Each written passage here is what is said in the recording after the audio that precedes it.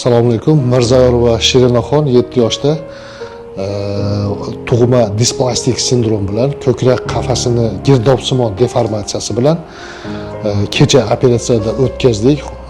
Donut nas usulida plastina yordamida ko'krak qafasini ichkariga tushib qolgan ko'krak qafasini ko'tarish operatsiyasi o'tdi. Plastik operatsiya hisoblanadi. Operatsiya juda ham muvaffaqiyatli, yaxshi o'tdi. Biz Mirobor Usmonov fondiga o'z minnatdorchiligimizni shifokorlar, bemorning ota-onalari tomonidan minnatdorchiligimizni bildirib qolamiz.